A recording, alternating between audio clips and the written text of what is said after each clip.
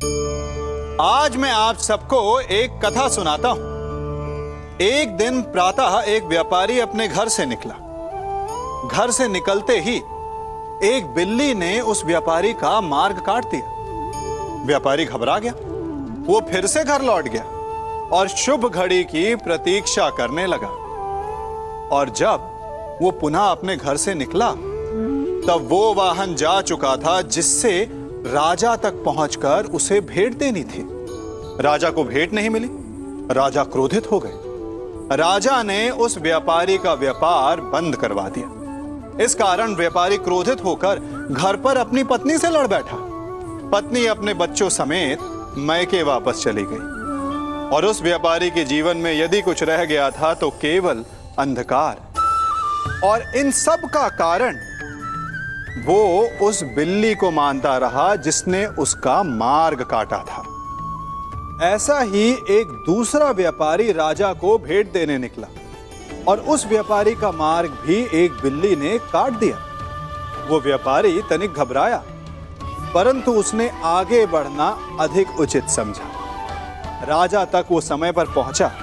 उसने राजा को भेंट दी। राजा प्रसन्न हुए और राजा ने व्यापारी को अपना व्यापार बढ़ाने की अनुमति दी, स्वर्ण आभूषण दी। जब व्यापारी घर पर पहुंचा तो पत्नी को आभूषण और अपने बच्चों को देने के लिए वस्त्र थे उसके पास। हर ओर प्रसन्नता थी। समझ रहे हैं ना?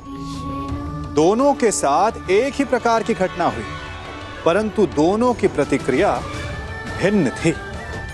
ऐसा ही हमारा जीवन भी है।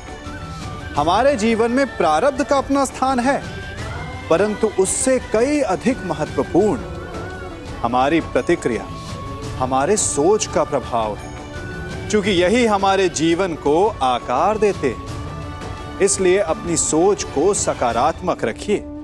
आपका जीवन सदैव आनंदमय रहेगा।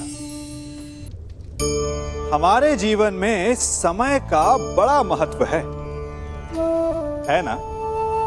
भोर होने पर जब पक्षी चहचहाते तब से लेकर संध्या होने तक और फिर से भोर होने तक हम सब क्या करते हैं? समय का अनुसरण ही तो करते हैं। कोई ये अनुसरण सूर्य घड़ी को देखकर करता है, कोई चंद्र घड़ी को देखकर करता है, तो कोई सूर्योदय के स्थान से लेकर सूर्यास्त के स्थान को देखकर करता है।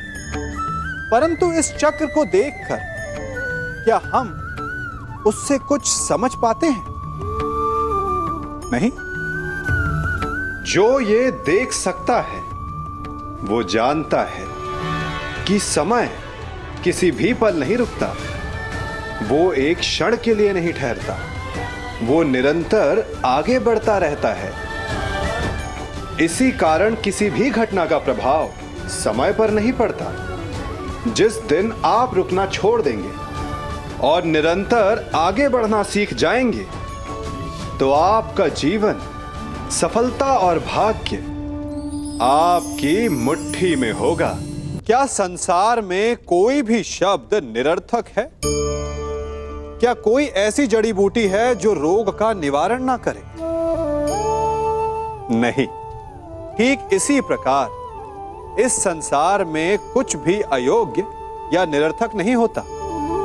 हर एक प्राणी, हर एक वस्तु, हर एक घटना का एक महत्व होता है, एक आवश्यकता होती है। परंतु बड़ा वो निरीक्षक होता है जो उन्हें पहचानता है। जैसे कि एक ज्ञानी शब्दों की शक्ति को पहचानता है, जैसे कि एक वैद्य किसी बूटी में छिपे उसके गुणों को पहचानता है, जैसे कि एक जौहरी कोयले में छिपे हीरो को पहचानता है। इन सब बातों का सत्व ये है कि यदि आपको श्रेष्ठ होना है तो कमियां देखना छोड़िए और गुण और विशेषताएं देखिए। आपका जीवन सफल और सरल हो जाएगा।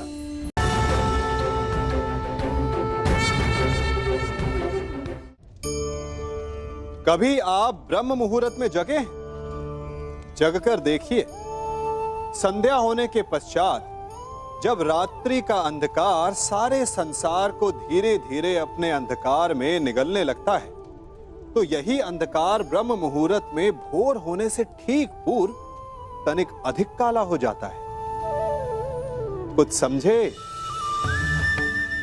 हमारा जीवन भी कुछ ऐसा ही होता है।